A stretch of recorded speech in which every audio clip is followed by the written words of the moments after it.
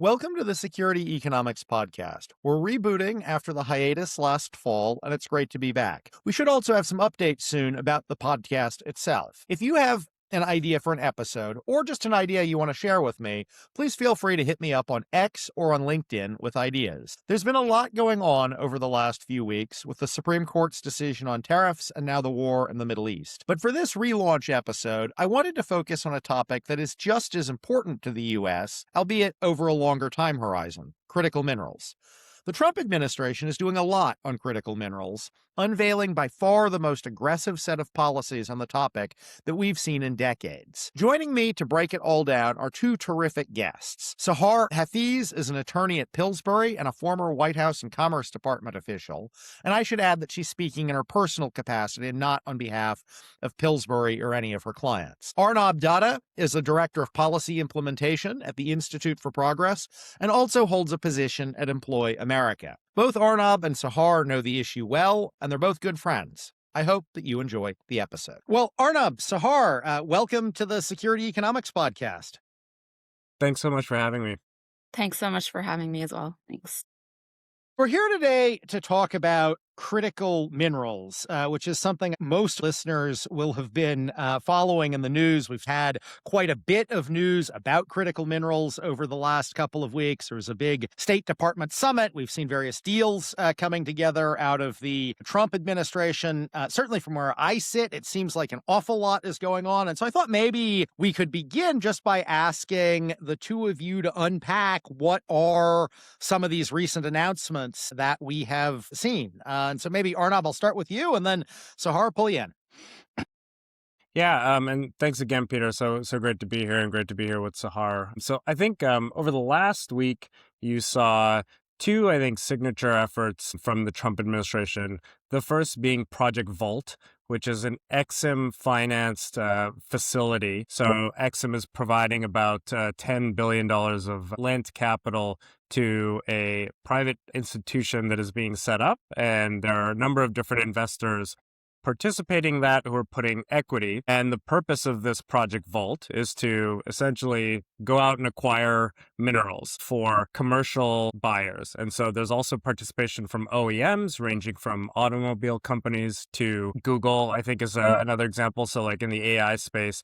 And the purpose here is really to set up a commercial stockpile that can be utilized by them and offer some level of security in their supply chain. You also have this announcement. There was a ministerial last meeting at the State Department with a number of, I think, around 50 different nations that announced essentially a joint effort to secure critical minerals and try to combat some of the market issues, particularly the perennial low prices that have, and the volatility that has been a real plague on decoupling from China in this space. And I believe the name of the entity coming out of that is Forge. So those are the two kind of big things that we saw last week. Sahar, let me pull you in, and I should reiterate here something I said in the introduction, that you are obviously with Pillsbury, but you were here speaking in a personal capacity and not on behalf of any clients. I was wondering if you could unpack sort of what else has been going on.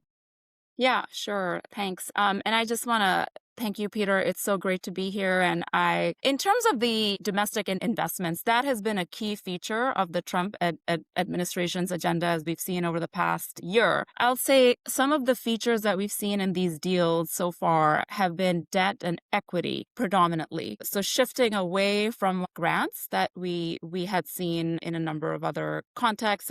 But on the innovation side, which I'll get to in a second with DOE, there are still some grants. But in terms of kind of the big deals that we've seen, the headline deals, a lot of those involve debt and equity. One of the market challenges is to pull in private capital. So the idea is where there's equity, U.S. government equity, there's going to be private capital that's pulled in. So that's at least part of the story here, because it is very difficult because of the market challenges, some of the price volatility issues that make it hard to make returns on these long-term investments. So a lot of the things we're seeing are debt and equity in a number of these deals. The other piece is looking at supply chain gaps across various nodes. So it's mining and processing in particular, where we do have challenges, and looking at different companies partnering together in these deals. Sahar, let me pause you there actually and ask you to unpack that a little bit more, because I think people, when they think about critical minerals, I think often they think, okay, so you have some rocks in the ground, and then maybe you have motor in, in a car, or, in some sort of inverter or something for the electrical stack. Could you just talk a little bit, because you mentioned these different nodes, like, are the different steps in that chain that the U.S. government's trying to solve here? Great question. I'll start by saying there are many stages, and it's different by commodity. So just as an example, when you talk about like rare earths, it starts from the extraction, the ores, then it's separated, then it's refined, then it's turned into a metal, and then it's turned into a magnet. So there are many stages. And when you're talking about rare earths and magnets, but there's a lot of other commodities that have other stages. It's a commodity by commodity approach, but it's important to keep in mind that there are many stages across the value chain. And the processing piece is where we do have gaps, but they can be filled, because the extraction is where there are geological constraints more so than when we talk about processing. So it's important to look at all of these pieces together. And let me ask you a little bit for both of you, like, what are the minerals that we have been seeing over the last couple of weeks, and maybe even beyond that, the last couple of months, the Trump administration focus on? Because you look at an atomic table, there are a lot of elements out there. How many of them are we seeing the Trump administration focus on, and what do you think are the most kind of important ones that the administration is focusing on? Yeah, I'm happy to start there. I think since the beginning of the administration, you have seen a particular emphasis on rare earths. The first example of this, of like a pretty big splashy deal, one, Peter, that you and I wrote about for the Bloomberg Odd Lots newsletter a couple of months ago, is the MP Materials deal. MP Materials is a company that owns the Mountain Pass mine in California. It is one of the largest sources of rare earths in the world. Rare earths, there are 17 of them.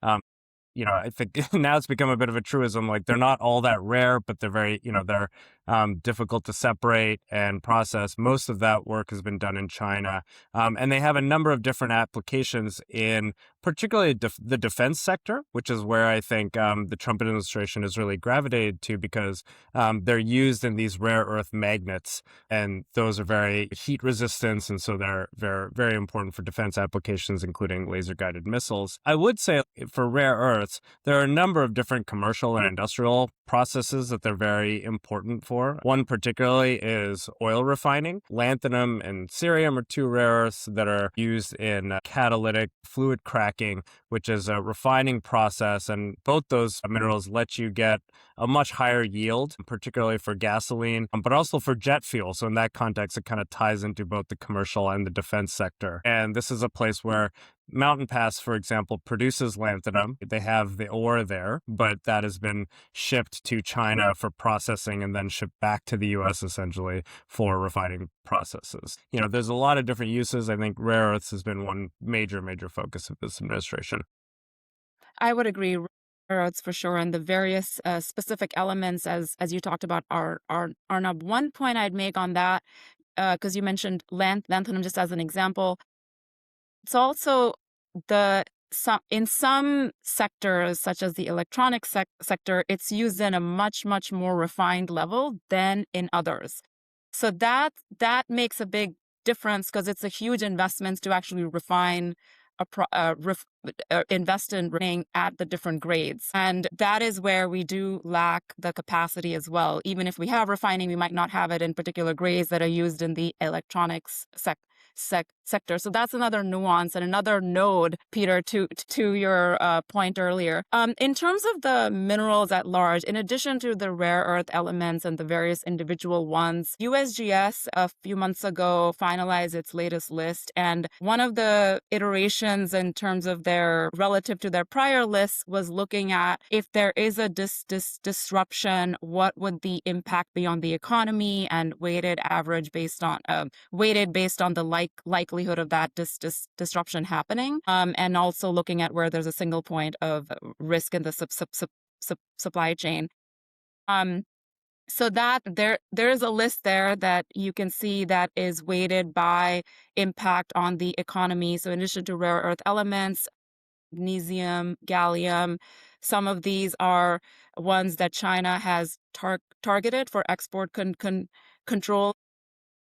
I wanted to make a very quick point about magnesium because I think it's important because you don't like hear about it all the time, but it's actually combined in a lot of different, in as an alloying element. So it's not like you're going to be like, I need a magnesium, product X. It's more like I need magnesium to make all of my alloys or many of my alloys. And if I don't get it and we rely on China, then I won't be able to move forward with it. So I think that's also an important thing. It's not just the one headline mineral and what it's used in, it's all the different mixtures that go into the process that we need.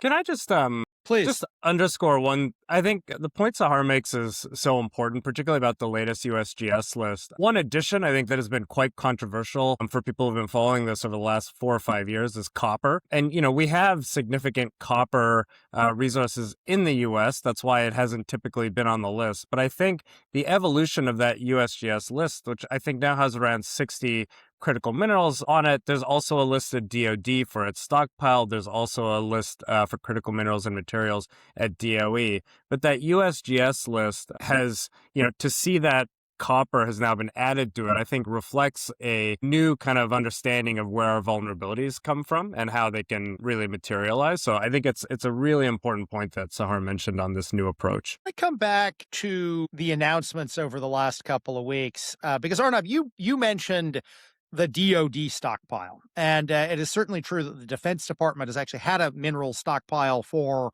a number of years. But then we had this announcement 2 weeks ago that, as you were talking about, there seems to be some new Exim financed stockpile. If you just unpack a little bit what is different about the new stockpile compared to existing stockpiles, like why haven't we done stockpiling to just solve this problem in the past? This just strikes me as something we should unpack a little bit. Yeah, definitely. There's a lot of discussion about the defense stockpile, but the National Defense Stockpile has a very specific particular use. There's a process, I think, that happens every 2 to 4 years, essentially, about determining how much is necessary to go into the stockpile. And it is one that is entirely focused on defense needs and like specific defense scenarios. And that is something you need to separate from some of the commercial needs that we have in some of our, very, very important industries, whether it's in the energy sector, in the automobile sector, data centers, a newer one that's kind of really emerging. Those do not have access to that stockpile, and the demands that they have, the actual kind of volume they need to consume, is considerably higher than what the defense sector needs in these scenarios. The idea of having a commercial stockpile, or at least something to underwrite some level of resilience in the commercial sector, has not been utilized in the past, partly because of this volume issue. But I think, if you zoom out and look at some of the, conflict that has arisen out of the trade war with China, particularly the fact that they started to restrict rare earth exports to us in the context of us restricting AI chips to China, it's become much more of a geopolitical issue. I think the automobile sector, for example, they don't really price in that risk, right? They don't store for that. And so when they look long term, they're trying to build some level of resilience into their supply chain, ex-China. They would look to something like this commercial stockpile. And that's why they're putting up membership fees to participate in it. I think you summed it up really well. The one thing I would add on that is that there's also this challenge of the market volatility risks. And one of the things that this stockpile could address is if you're purchasing at quantities that you need for a reserve and you commit to a certain price and volume, that can provide some stability when there are swings. So that's another element of the stockpile, which is really important, a part of the sort of the solution set here. At least when I think about the Defense Department stockpile, I am picturing probably some 1950s barracks on a military base somewhere out in the Midwest or in Texas with a huge shaft under it and a bunch of minerals sitting on shelves. shelves somewhere on the military base. First of all, is that in fact how the military stockpile works? And then second, how do you think this commercial stockpile is going to work? Is GM going to build a big vault underneath one of our auto factories where it's all going to be stockpiled? What's this thing actually going to look like and will they give us tours in a year or two? Well, actually, I'm not 100% sure what the NDS looks like, but my understanding is that at least some of it could be a different location at the producers where you can access it. That's my understanding, but I'm not. In terms of the vault, my understanding is that it could be the material, as Arnab said so well, it's driven by OEM. So the OEM will go and the vault and entities and say, this is the quantities, these are the volumes we need. And it could be at a designated location, but owned by the OEM in that reserve. So it could be, it could be at GM or at the supplier, but it's owned by the company, by the OEM. That's sort of my understanding of how it's envisioned. In the context of, so the NDS, I think there's a couple of important points to raise here. In the context of the defense stockpile, it's managed by the Defense Logistic Agency. Mostly what they store and what they can store, because it's necessary to store it for a long quantity of time, is like materials in their rawest form. One challenge with critical minerals and the idea of critical mineral stockpiling is that different minerals and at different stages of their processing have very, very different volatility levels. And so you just can't store them for a long period of time necessarily. To take one example, for lithium has a number of different precursors. One is spodumene, that's hard rock. That's what's, been mined typically in Australia and Canada. That can be, you could put that under a tarp and let it sit in the desert and it would be fine for 1,000 years probably. But it's very heavy and you need to refine it down quite a bit to get to something that's usable for a battery material. You can refine it to lithium carbonate, which can last for about 2 years before it starts to spoil. It can be turned around, which then can be refined into hydroxide, which is kind of what we typically know of. That's, forms the cathode materials for batteries. Hydroxide spoils pretty quickly. It's a matter of months. And so you see that like the storage challenges of this and what you'll need it for become quite an issue. And so in the defense stockpile, I think it's mostly raw materials, if not entirely raw materials. For this commercial one, I think it's a question I have. I think we're still waiting to see details of it. One benefit of this kind of design is that they will be doing forward purchasing. It's got a 10-year time commitment to it. And so just explain what that means. Sorry, what do you mean by forward purchasing? Basically they can purchase, the way that this is working is Exim is providing a loan to this, and my organization, Employ America, wrote kind of a similar proposal a couple of years ago that I think this will operate with some level of similarity to, where there's this private special purpose vehicle, essentially, that will manage this stockpile. It has got the participation of a number of different intermediaries. So 3 companies, Traxxas, Mercuria, and Hartree, which are metals traders, essentially. They'll be the ones who are responsible for acquiring material for the stockpile. So like, this is what they're good at, in the same way that when Israel needed crude oil after Iran cut it off in the 70s, they went to Mark Rich to go help them get oil.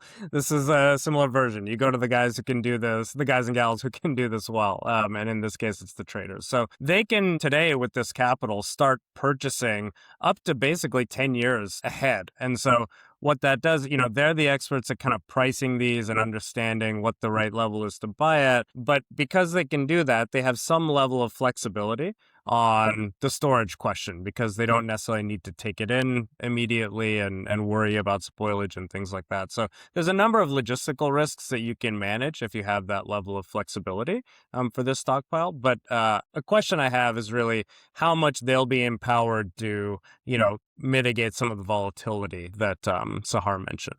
I just want to make one point on the storage piece. One of the features of the vault is that an OEM can withdraw a set amount every year for its own use. So that could be a way to sort of manage the length of time something is in and looking at the degradation. So that's a feature of it to address some of those risks. Yeah. Sahar, I want to turn to the diplomatic side of this and some of the international deal making, because we did see, obviously, this big State Department led summit. The State Department also has this thing that I've seen all over my social media feed called Pax Silica, where the Undersecretary for Economic Affairs has been out signing up countries to join Pax Silica, which I think is more sort of semiconductor supply chain minerals oriented. But I'd like to unpack the diplomatic side of this. And in particular, one of the things that struck me when I was reading the diplomatic statements out of the State Department is it does look like one of the issues the multilateral approach is trying to get at is this idea of price support and price volatility, which you've already mentioned. I was wondering if you just unpack a little bit what you make of the diplomatic play here and what you think the government is trying to work with partners and allies on. So just taking a step back at, the why. So, as, we've alluded to over this conversation, there is a lot of price volatility in minerals, which can impact in investments. Another piece of it is, or relatedly, because commodities pricing is always volatile. That's kind of a common thing. But I think when it comes to minerals, we do have, a dominance. China is a dominant player across various commodities, and their market is just totally different from ours. It's a non-market economy, and I know we might get into how they've developed this dominance, the steps they've taken, but that's like where we are. So it is very difficult. For Vice President Vance talked about this in his opening remarks at the summit, that it is very difficult for ex-China sort of production to be economically viable because of the price volatility risks. And we've seen a number of examples where investments have been sort of gone under, investments that have been made because of price swings, flooding the market, etc. So that's the common scenario that these initiatives are trying to solve for. So I think the idea is to use the market power of our economy, but also those of our partners and allies that do want to diversify their supply chain, to have a price that reflects, a market value of production. So what would it be if you were in a sort of not in a non-market economy, a market economy, and have the price be sort of pegged to that, and have trading be pegged to that. So I think that's the very high level concept. I give a lot of credit to the administration. We've both been in government. It's hard to even get to this stage, but there's a lot of details that do need to be worked out in terms of what this is going to look like. A couple of things that we saw that came out of the summit was MOUs. So a number of countries have signed on to these MOUs, which are 11 of them, and we have had previously MOUs with Australia, Japan, Malaysia, others. So there's those MOUs that are a bit more high level, but talk about this concept as well as investment in like other projects. And then there's also this action plan, and I would mention the US-Mexico action plan is the most concrete on this point, and it's talking about looking at border adjusted price floors. So that's kind of the most specific that we've seen in some of these statements. There was also a US, Japan, EU statement that was working towards an action plan, and it mentioned price floors, but also other things. So we'll see how that plays out in terms of the next steps. But that's sort of where we currently are. I have to say, it's always kind of made intuitive sense to me that if you don't want to be dependent on China, and the Chinese production cost of some production and processing cost of some mineral is, I don't know, $20 a kilogram, and the cheapest you can do it in the West is $30 a kilogram, you're just always going to be dependent on China unless you do something to support that Western producer.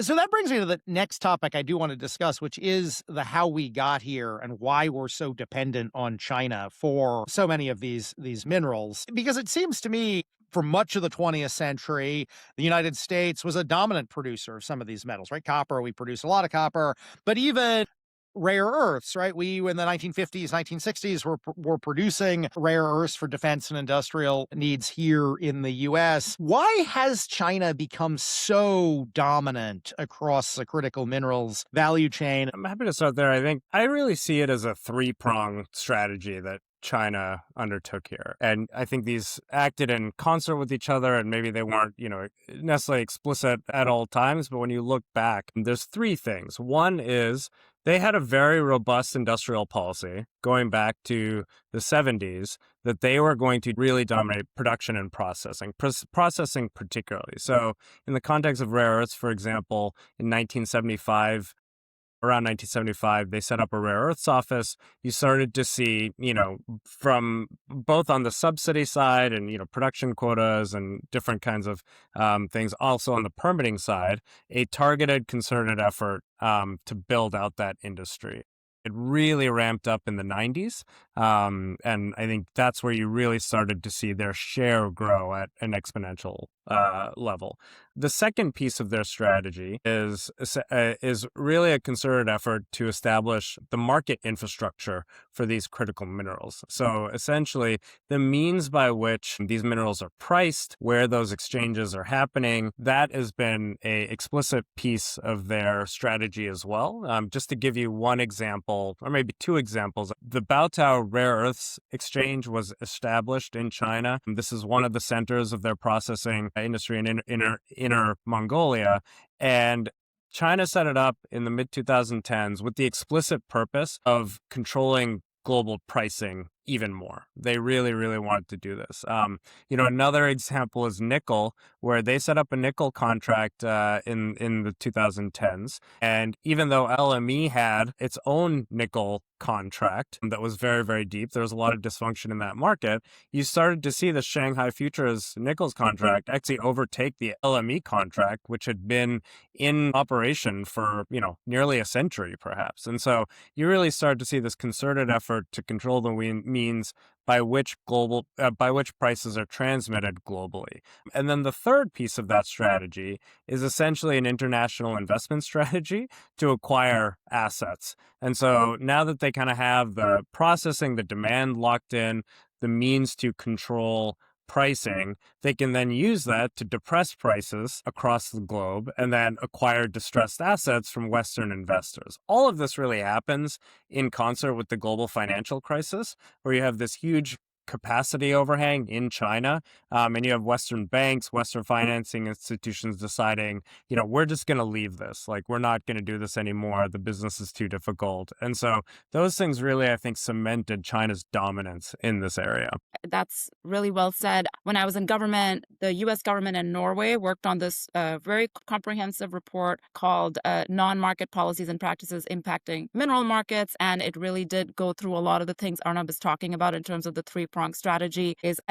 One point I wanted to make to add on to what Arnab said. On the international side, one of the big things we've seen is working in resource-rich jurisdictions. Processing is where you can sort of develop it yourself, but the resources could be more based on geology. So a lot of partnerships, we've seen in Africa and other countries to get the more upstream resources. So that's another piece of it.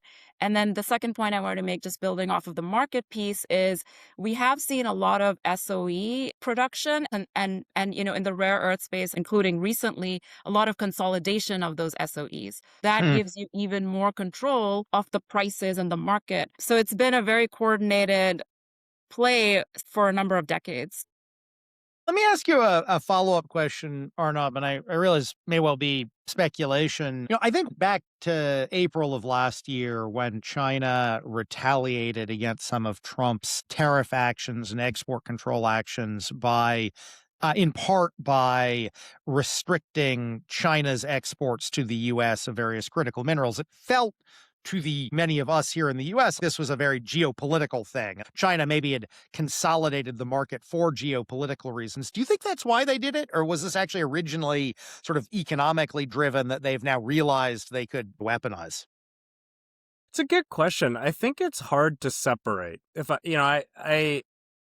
I think if you go back and look through there, I still tend to view it much more through the economic security lens, I think, especially in this context. If you look at where they've built dominance in the end products that use these minerals, whether it's cars, like in the battery sector generally. I think that they made a you know bet that batteries were going to be very, very important to the future, and electric vehicles would be. And you've seen over the course of successive 5-year plans that they've written that this was a conscious strategy. I don't think you can separate from the fact that they've realized this dependence exists now. And certainly this is not the first time that they've exercised it in the national security context. I mean, you served in the Obama administration, I think in 2009, 2010.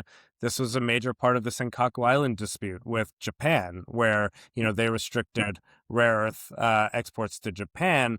That was one of the more recent price shocks that we saw, where prices really went through the roof. And so I would say, I probably lean more on the economic side just because of how much they've developed on, on the industrial economic use side in cars and batteries. But certainly, I think there's at some point they realize that these could be a concerted effort and an area of vulnerability for us. Sahar, I want to ask you a bit about China's chokehold. How you think the U.S. government should be defining objectives? Should we be thinking about this of we need to be able to have 365 days supply of critical mineral X for our own kind of domestic needs? Or should it be we and our allies need to have 30% of the market not under Chinese control? Like, how do you think about what the policy objectives here should be?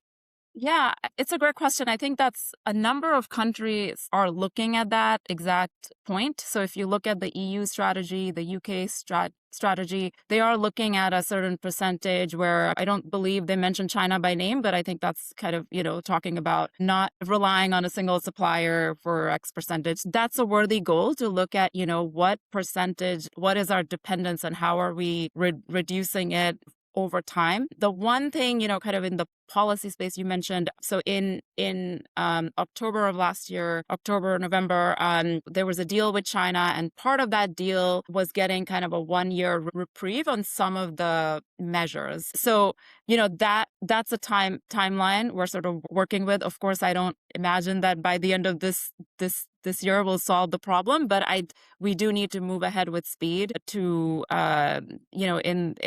in this context. I mean, I think working with our allies and partners to try to, reduce our collective dependence on one single source is sort of a good way to think about it.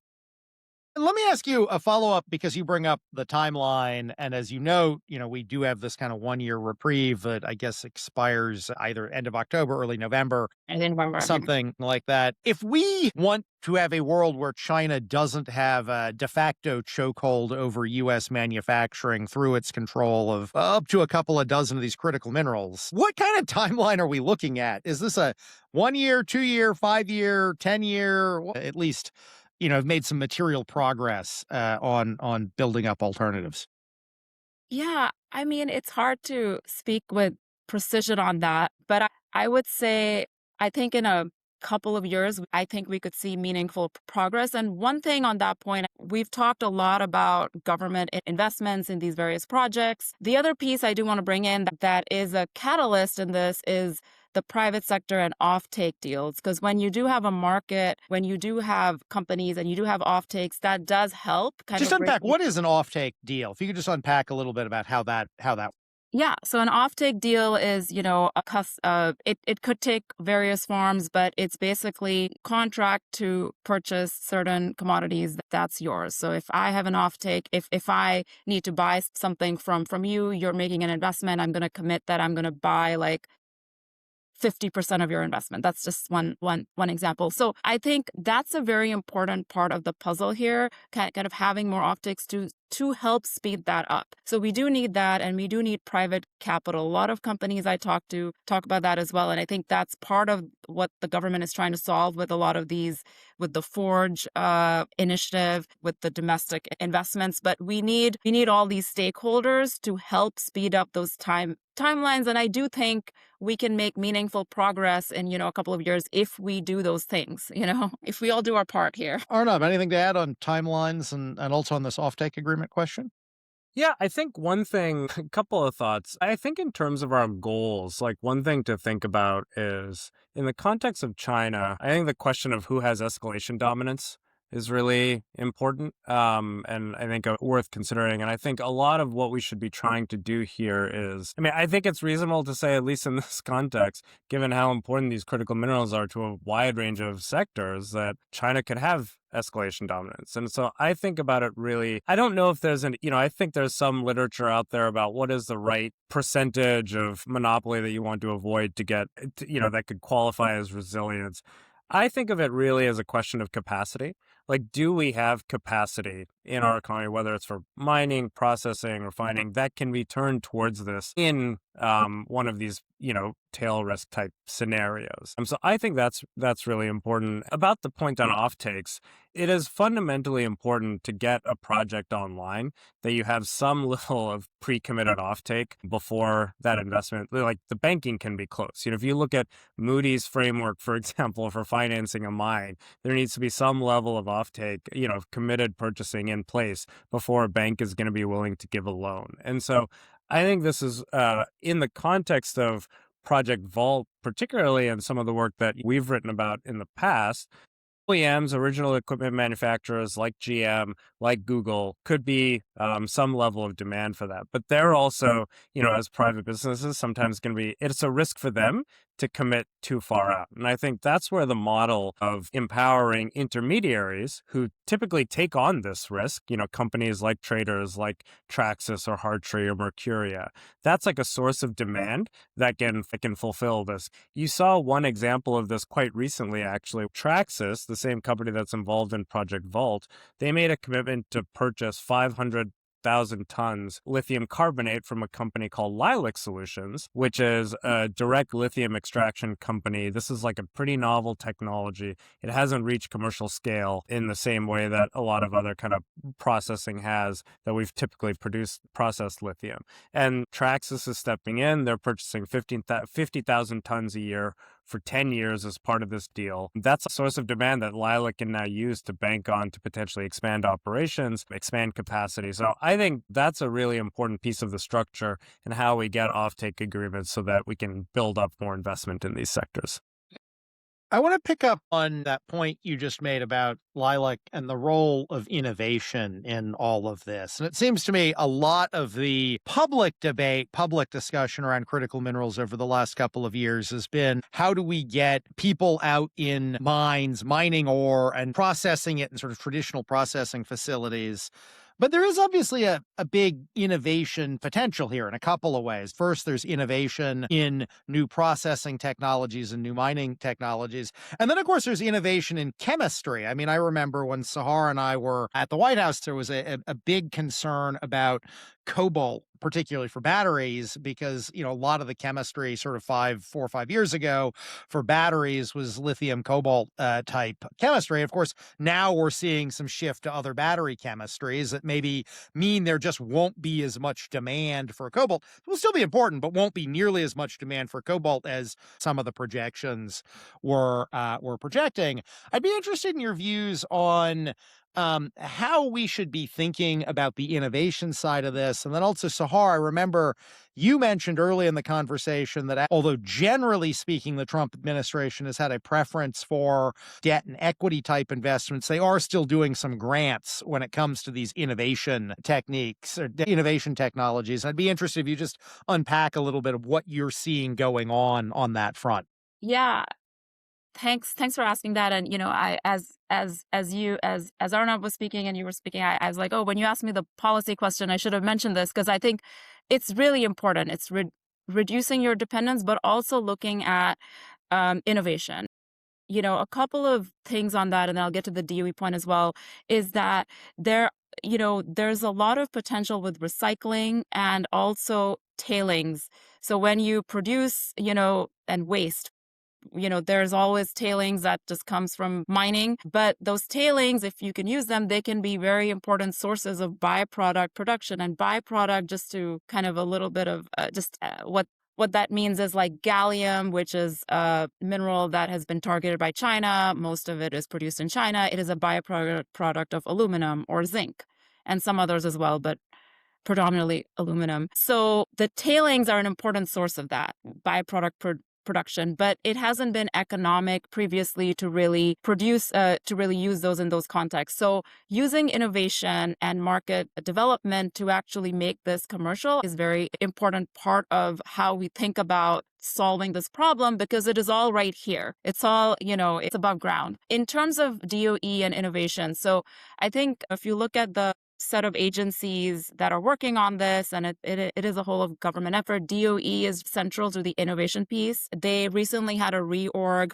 where a lot of the offices are kind of in one, kind of organized together in one unit, and they're looking at these different pieces. We have seen some NOFOs come out, grants under IIJA, the Jobs Act, and then that are still, there's support from that. So we've seen those come out. I believe there will be more forthcoming, but I'll give you one example. There's one called Mine of the Future. So it's looking at how you can work with a developer and an existing mine to try to get a new process online or incorporate AI in exploration. It's quite broad in terms of what what they're trying to support, but they want to work with a partner, or they prefer, or they've asked to work with a partner that can see it through, because the important thing is you want to have innovation. We also need to see it through, scale up, and commercialization. And I do think that is where DOE is really trying to play a role, including with the reorg. I think to get to your question about the balance between innovation and industrial policy, I think this is a place where I think the biggest gaps are, despite all the energy. I would like to see more focus on the market and developing the market, because markets reward innovation. We have R&D money that needs to go to get basic science and research grants out there, but once there is kind of a commercial application, if you have an innovation, a functioning market should reward it. And I think that's where I would like to see more emphasis. I think to their credit, they have described this in the ministerial meeting last week, in the agreements that they've signed with prime ministers of Japan and Australia.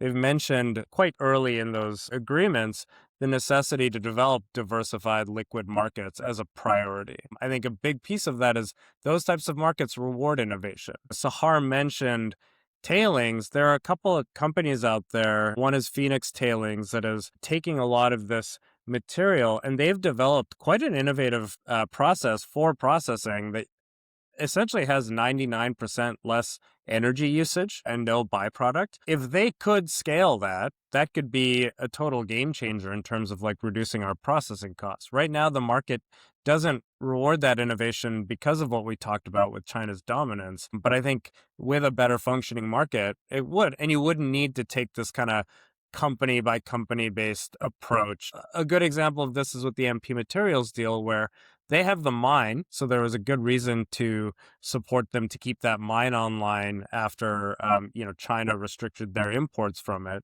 But they're also getting a lot of support for their processing. And I'm not sure why they should get it versus any other company. You could imagine a scenario where another company is setting up a processing facility very near. I would like to see some more focus on competition here. And that's something that markets do well. And that's kind of one reason why we've taken such a market focused approach. I think there is a really interesting point there, Arnab, in that there is obviously a place when you're trying to move quickly and when you're trying to get things stood up. Let's go with the guys who seem furthest along and let's back them. I also take the point at a conceptual level that if the problem we have is some mineral, China's producing it for 20, no one currently in the Western market can produce it for less than $30 per kilo. If you'd set a price floor and then let everybody try to produce as cheaply as possible, you might actually get more Yeah. competitive market there. And I think that is really an interesting point. But I wanted to come back to ask you again on this innovation question, because you clearly have been reading some of the requests for proposals, or as you call them, NOFOs, that the Department of Energy has put out soliciting ideas. It's your impression of other areas that the administration is interested in hearing innovation ideas? In the mineral space? Yeah, Right? exactly. Okay, so I'll give you another example from the NOFOs. There was a NOFO that was about coal and other industries and producing minerals as byproducts from those in coal or like other industries. So that's another piece of it. So looking at how to utilize other industries for this purpose. Another piece is, as we've talked about with the tailings and the waste, that's another focus. I think extraction and separation technologies, and some of them could have a lower, more environmentally friendly, could be more cost competitive, particularly when you're trying to develop a market. Those are some of the things we're seeing. Materials substitution, those are some as well. Those are some examples of ones that we've seen so far.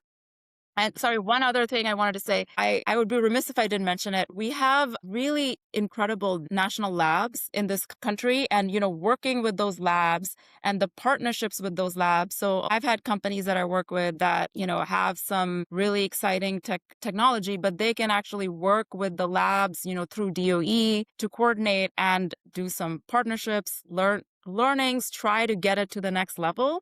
And that's another place DOE is leaning in.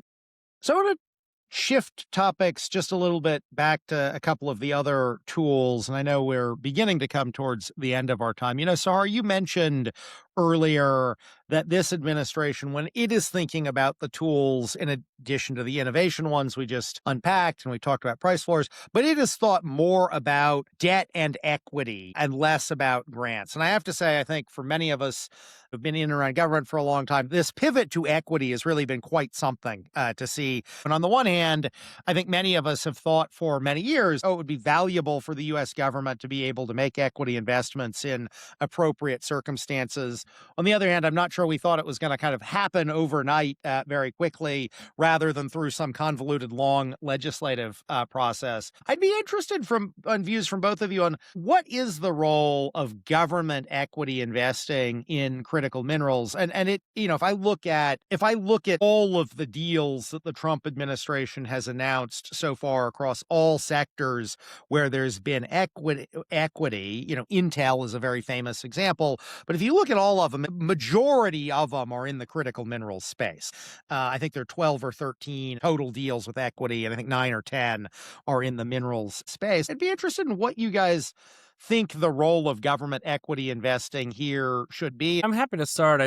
Generally, I think equity is a useful tool. It can serve a number of different purposes. I think historically, if you look back at when we've used equity as a tool, it's typically been in the context of bailouts of some kind, whether in TARP during the Trouble Asset Relief Program during the global financial crisis. We bailed out Chrysler in the 80s, and in both cases, it wasn't direct equity stake. It was equity in the form of options to purchase equities, what are called warrants. And I see that as a taxpayer benefit. The taxpayer is stepping in with a risky investment, and this is offering them some upside protection to make sure that there isn't unearned kind of appreciation on the part of the company receiving the bailout. But I think there's other uses, particularly for companies at the tech frontier that are debt averse. Equity can be patient. It's a form of capital that doesn't require immediate revenue generation. And so it can help them undertake the investment and spending capital investment that they need to learn their process, to do that, learning by doing, which can be pretty capital intensive. And so in the context of critical minerals, that can be very useful. I think the question, particularly for processing, if it is some of these newer innovative companies, is really how are you determining who's getting an equity investment, what purpose it's serving, and on what conditions does the federal government exit this? Because I think one worry that I have is that if it's not clear what purpose this is serving, at some point, the criticism that people would make of equity investment, sometimes of industrial policy writ large, is that you get the government kind of pot committed to a company that is cross policy pressure essentially to subsidize in other ways. If the value of that equity stake is something that forces you to make, permitting decisions a certain way or other kinds, or maybe not subsidize a competitor because it could, wipe out the value of your equity stake. I worry about some of those decisions. And so I think that equity should be something that is utilized appropriately, but has some guardrails at least, or some thought process behind it, and some competitive process to determine who gets it that is a bit neutral and not these kind of one-off deals. I know we are coming to the end of our podcast here.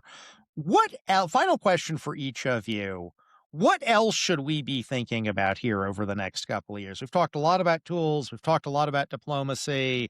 We've talked about what some foreign governments are doing. What else should we be thinking about on the critical minerals front? I'll just say three things really quickly. One thing we haven't talked about, but I think we would be remiss if we didn't, is permitting. And in the US, we have it's very long. I mean, I've seen 20 years. I mean, it's crazy. So I think one of the things the administration is doing is trying to scale those back. There's something called environmental impact assessment, sort of doing those more quickly. They're needed. The other piece is, I think, and this is something that when I was in government, where we first started seeing, the export controls come out, like on gallium and germanium, I noticed over time, and especially now when I talk to companies, at the OEM stage, at the end of the supply chain, the level of awareness of the risks has increased a lot, and the dependencies and learning, across that you actually do need to care about some mineral not, going through the links of the process. And one of the, there was a really excellent reporting on this, that we haven't seen, with some exceptions, we haven't seen plants shut down. We haven't really seen that. It's because of stockpiles, and stockpiles, being available. Japan in particular is very good at this, stockpiling but that's not going to last forever. So we do need to work on this, and we do need companies to be engaged in the solution. One thing we've seen is companies looking at supporting projects that are many tiers removed from where they need it, which is something new. Final point is, I think, more broadly, this is an opportunity to really engage with the world and in soft power and economic power as well. And as we look at our economic statecraft doctrine, there are really important tools that this using minerals supply chains is a very important part of the toolkit here, and the toolkit of investing in those countries, and then having the linkages where that material might come to the US for subsequent stages of production or processing. I think that's going to be really important as we think about big picture as our economic statecraft evolves. I appreciate your point on stockpiling there. We obviously talked about Project Vault, like government stockpiles, but I remember reading around over the holidays a news article about how some of the U.S. defense contractors, which had been particularly hard hit because although China has to some degree turned exports back on, they actually seem to be continuing to try to restrict at least some exports to U.S. defense contractors. It was a story about how one of the U.S. defense contractors had managed to dig up a stockpile of samarium in France from the Cold War, which was just like a one-off that they managed to track down, but that's not going to be there going forward. We can't rely on that. Yeah. Arnab. I would double down on Sahar's point on permitting reform. And another point I wanted to bring in, which is related, is that stockpiling, offtake agreements, any number of different kinds of tools that can be deployed by the federal government. I think we need to understand that the federal government can't off-right every mine, every processing facility. We need some level of private demand to really build this level of resilience. And I think where the permitting reform comes into that, unfortunately, I think we lost the 30D tax credit for electric vehicles, which was going to be a big source of demand for critical minerals across kind of the spectrum. And absent that, what is going to fill it in? The defense sector can't take that alone on its own. And in that context, permitting reform, I think, is often thought about as supply policy for electricity, but it's also demand for batteries, for copper, for transmission lines. The more you can accelerate that, the more demand you're going to get. And so I think when we think about resilience in those contexts, permitting is very important. So certainly we need to, reform NEPA, look at the Rosemont decision and for mining. There's a lot of different things there to be done. So that's one. And I think just to double down on the market infrastructure aspect of this, when I look at something like Project Vault, one thing I would like to see, both in the international context, is a reliance on tariffs, which I think for the price floor aspect of this, which I understand it is a tool that is very much at the federal government's discretion, but I do see a lot of risks and kind of coordination challenges there. I would like to see more involvement from the entities that actually build this market infrastructure. So exchanges, companies like the Chicago Mercantile Exchange. There's like new companies like Abax that are trying to develop new contracts. It was reported earlier this week that CME is looking at a rare earths futures contract. It isn't necessarily going to be a futures contract for every one of these, but these are entities that are very good at building mechanisms for price transparency. And that's another place where I'd like to see them brought into the G7 discussion or the ministerial discussion about, can we take all this investment that the EU is doing and Japan is doing and South Korea is doing and the US is doing, and there is a lot happening, and can we organize that into some kind of a market that is better functioning? And you need those entities to do so. So that's something I'd really like to see more focus on. If I could just piggyback on Please. that, I totally agree on the market piece and the importance of that. Another piece, and this goes back to the innovation and DOE question, is one of the things I'm seeing is in these new technologies that they can produce various minerals or work or support the supply chain of various minerals. You call them platform technologies. And I think that is important because it does give you some risk sharing when you're not overly reliant on the cycles of one commodity.